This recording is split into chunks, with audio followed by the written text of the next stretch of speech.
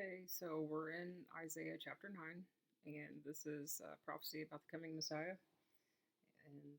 So I'm just going to start verse 1 here. Nevertheless, the dimness shall not be such as was in her vexation, frustration, when at the when at the first he lightly afflicted the land of Zebulun and the land of Naphtali, and afterward did more grievously afflict her by the way of the sea, beyond the Jordan, in the Galilee of nations. Verse 2. The people that walked in darkness have seen a great light. They that dwell in the land of the shadow of death, upon them hath the light shined. So we all know that Jesus is the light. He's been called that several times in Scripture, and but we'll talk about first. There's two times that he uses the word affliction in verse 1. And when he talks about this, the first time he uses it is in a literal sense. Second time he uses it, he's referring to the light that we just read in verse 2. That is the light that comes upon beyond the Jordan in the Galilee of nations. So we'll go to Matthew to check that out. But I'll tell you a little bit about it first. So the word afflict, the first time he uses it is in Strong's Concordance, H7043. In the Hebrew, the word is kalal. It means to lightly afflict, literal sense. But the second time he uses it, the Hebrew is H3513 in Strong's, and the word is kabod, which means honorable or glorify. And so that has a future aspect to it, figurative. So we'll turn to Matthew 4:12 and check that out really quick. And so, because Matthew kind of sums this up for us because he quotes Isaiah. Okay, Matthew 4:12. Now when Jesus had heard that John was cast into prison, he departed into Galilee, and leaving Nazareth, he came and dwelt in Capernaum, which is upon the seacoast, and in the borders of Zebulun and Naphtali, that it might be fulfilled, which was spoken by Isaiah, which is another way of writing Isaiah, by Isaiah the prophet, saying, the land of Zebulun and the land of Naphtali, by the way of the sea, beyond the Jordan, Galilee of the Gentiles.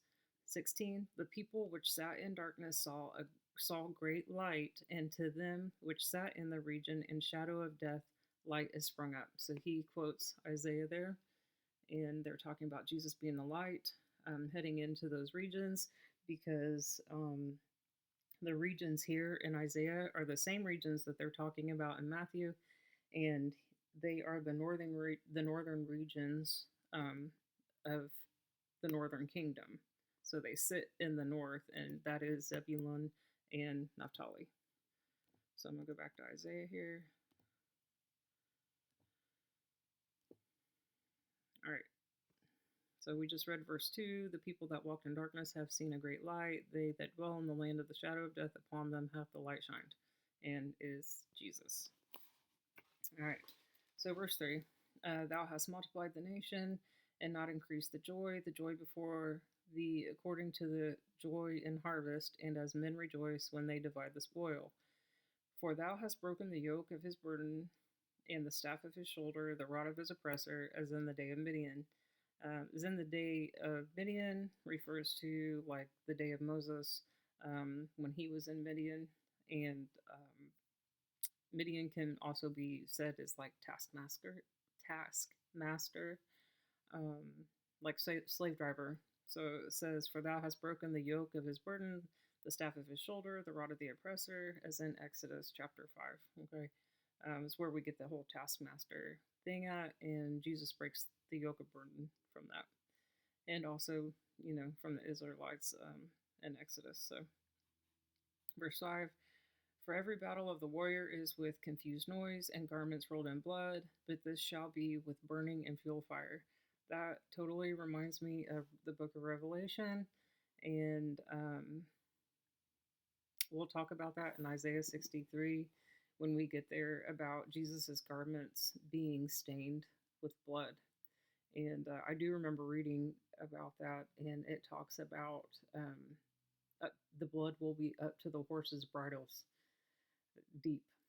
So there's a lot of people that will be slain when he comes back, and he fights when he comes back again. So, and his his robes will be stained at that point, and we'll talk more about that.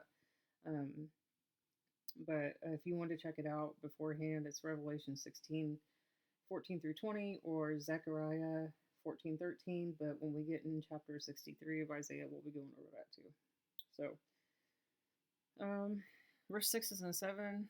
We're in Christmas time at the right now, so this kind of makes sense. It's sufficient for what we're talking about, and I'm sure you all have heard this or seen it on a Christmas card or something. So, verse 6. For unto us a child is born, unto us a son is given. The government shall be upon his shoulder, and his name shall be called Wonderful, Counselor, the Mighty God, the Everlasting Father, the Prince of Peace.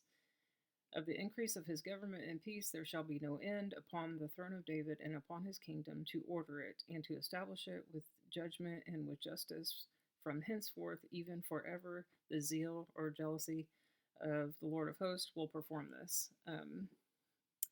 God is jealous for us, and that's what zeal means. It's a sanctified jealousy, and we learn that through Scripture. So, for unto us a child is born, unto us a son is given. So, a child is born. It speaks of Jesus' humanity, and he was born as a man or a child in the world. But unto us a son is given speaks of his divinity. In John 3:16, when John tells us that God gave up his only begotten Son. So those two things are messianic prophecy that Isaiah gave to us in verse 6 and 7, which Isaiah gave to us a lot. So, all right, so the government shall be upon his shoulder. All right, so this is not fulfilled yet. This is to come. And when Jesus comes back to set up his eternal kingdom, that is when we will see that. The government will be upon his shoulder. So he's coming back twice. The first time he comes back for the church, us. And the second time he comes back with a vengeance. He was born into this world as a lamb, and he will come back as the lion. He's the avenger of blood, and a lot of people don't see Jesus like that. But we've talked before about the kinsman redeemer and the avenger of blood, and Jesus comes back to fight the second time. So, and he will slay a lot of people. All right, so I have a note here that says he's coming back for the second time for his eternal reign, and a lot of churches still will teach that that we inherited Israel's blessings as the church. That is not so. There is a remnant that God preserves, and I've said this before. I've talked about this before in our studies. So, but some churches teach that, and that is heresy. That is not true. Jesus speaks twice about this in the 7 letters to the 7 churches, and he says that those that call themselves Jews and are not are of the synagogue of Satan. So Jesus says that those who say they are Jews and are not of the synagogue of Satan. So, and that's pretty scary. That's in Revelation 2:9. He says it twice. Revelation 2:9, Revelation 3:9. So, yeah, we are not Jews. We did not inherit their blessings. Paul divides the world up into 3 categories: the Jew, the Gentile, and the church. So we are not Jews, we're not Gentiles, because we are in his body. We are the church. So just to clear that up a little bit. So I have a note here that talks about Hal Lindsey's book, The Road to Holocaust, and it's the ideas of what I was just talking about, the church's inheritance of the Jewish blessings from God. And those doctrines led to the original Holocaust, and anti-Semitism, and it will lead to another Holocaust during the abomination of desolation, and it will make the first one look like a very small beginning. So, if you want to check that out, Hal Lindsey's book, like I said, it's called The Road to Holocaust, and you can also read about that in Daniel chapter 12, which eventually we will get to that in Daniel in this Bible study. So, all right. All right. I also have a note here that says Luke speaks of this, of Jesus's birth, when he talks about wonderful counselor and all of those things. Chapter 1, verse 32, 33. It's when the angel Gabriel is talking to Mary and telling her that she's going to give birth and she is to call his name Jesus. Luke says there that he shall be called great and the Son of the Highest. So that's just kind of like a reformation of those verses that I just read. So, verse 8, the Lord sent a word into Jacob, and it hath lighted up Israel. And all the people shall know, even Ephraim and the inhabitant of Samaria, that say in the pride and stoutness of heart, the bricks are fallen down, we will build with hewn stones, the sycamores are cut down, we will change them into cedars. This I have read about. This is has a great deal to do with America as well. Not only does this have a local sense where they're talking about the bricks are falling down, this also has a future sense, which has already happened, and I'll tell you about that. So, if you have read The Harbinger by Jonathan Cahn, or if you have read The Mystery of the Shemitah, he talks about this and he calls it the Isaiah 9:10 effect. What he is talking about, and this is a super nugget, okay, and it goes into a lot more detail than what I'm going to give you, but he talks about like the prophetic signs, and in the Harbinger he uses a storyline to get his prophetic point across.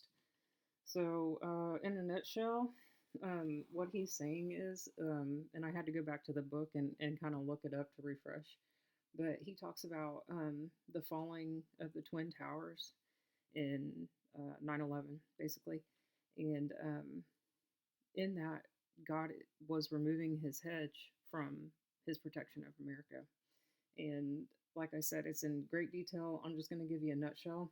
So basically, what happened is the towers fell, and like we read just in Isaiah, okay, the northern kingdom, Israel, they speak a vow of defiance and say, the bricks are falling down, but we will build with hewn stones. They're in defiance. They're saying, though the bricks are falling down, we will rebuild. That's what they're saying. So that also happened here. So they had a vow of defiance, and he references this. So in Isaiah 9:10, they speak that verse, and then on not 9/11, but on 9/12, the morning after, there was, I think it was the majority leader, yeah, it was the Senate majority leader, proclaims America's defiance, and he actually quotes from Capitol Hill that verse. Okay, and in his speech, he vows to rebuild, and he does the exact same things that they did. So basically, America's in spiritual defiance against God, just like Israel was. And I think that that was a precursor, and that was like a sign of judgment, and he was giving us a warning. And obviously, we have not turned back to him like we were supposed to. And I think that we are in jeopardy now. This is just my personal belief, of being in his extreme judgment. Not any more warning. He may give us more warnings, but I think that we're on shaky ground here. Okay. Another note, I mentioned the book, um, The Mystery of the Shemitah. It's also by Jonathan Cahn. And if you're interested, the falling of the Twin Towers was actually in the Sabbath year, which is called the Shemitah. And the Shemitah is actually every 7 years. And that is when all debts are wiped away and the land was to rest for a Sabbath to God. And so that's why Israel, one of the reasons why Israel went into captivity is because they did not obey their Sabbaths for 70 years. And so they went into captivity in Babylon for 70 years. And then that was one of the reasons they did not keep the Shemitahs. Anyway, if you're interested in that, it's a good read. If you're interested in where we are at today, either of those, the Harbinger and the Shemitah, are a very good read. So they kind of give you an idea of where we are as America and how we have turned our backs on God. So the Twin Towers fell in the Shemitah year, which was a Sabbath year, which is they call a year of shaking, usually the Sabbath year. So, all right. So, verse 11. Therefore the Lord shall set up the adversaries of Rezin against them and join his enemies together. So he's in the next verse he talks about the Syrians before and the Philistines behind, and they shall devour Israel with open mouth. For all this his anger is not turned away, but his hand is stretched out still. His hand is still stretched out in judgment, and it still is today. And he's talking about the Syrians and the Philistines. They will come together and join forces to wipe them out. All right. 13. For the people turneth not unto him that smiteth them, neither do they seek the Lord of hosts. Therefore the Lord will cut off from Israel head and tail, branch and rush, and in one day. So this also has a tone of revelation to it. I think I have it wrote down here. The torment of the tails, and he talks about here, Israel is the head and tail, branch and rush in one day, and he tells us like further on down what they are. But the torment of the tails, you can read about Revelation chapter 9. So it says, for the leaders of this people cause them to, oh, I skipped one. The ancient and the honorable, he is the head, and the prophet that teacheth lies, he is the tail. So the false prophet, and that's why it echoes Revelation so much. So 16, for the leaders of this people cause them to err, and they that are led of them are destroyed. So we've talked about that before, and that obviously is super prevalent still today. 17, therefore the Lord shall have no joy in their young men, neither shall have mercy on their fatherless and widows, for every one is a hypocrite and an evildoer, and every mouth speaketh folly. For all this anger is not turned away, but his hand is stretched out still. He says this 4 times. In Isaiah, he says this 4 times in all his an accumulation in his books. For 18, for the wickedness burneth as the fire, it shall devour the briars and thorns, and shall kindle in the thickets of the forest, and they shall mount up like the lifting of smoke. Through the wrath of the Lord of hosts is the land darkened, and the people shall be as the fuel of the fire. No man shall spare his brother. And he shall snatch on the right hand and be hungry, famine, and he shall eat on the left hand, and they shall not be satisfied. They shall eat every man the flesh of his own arm. 21, Manasseh, Ephraim, and Ephraim, Manasseh, and they together shall be against Judah. For all this, his anger is not turned away, but his hand is stretched out still. So that he just keeps telling of the judgment and saying that for all this, his anger is not turned away, but his hand is stretched out still, and it still is. Okay. I just have a note here before we finish up that 17 through 21, it basically speaks for itself. but God is telling them of coming judgment. And Ephraim and Manasseh, if you didn't know, they were two tribes of Jacob, and they were both Joseph's sons, but they were both in the northern kingdom. And so, what he's talking about when he talks about them is their selfishness and wickedness. Because one of the reasons of the civil war was because of those two tribes, and that's what broke up the nations and split them into two kingdoms. So, anywho, I hope you have a blessed day. We're done with chapter 9, and I'll get to work on chapter 10. See you soon.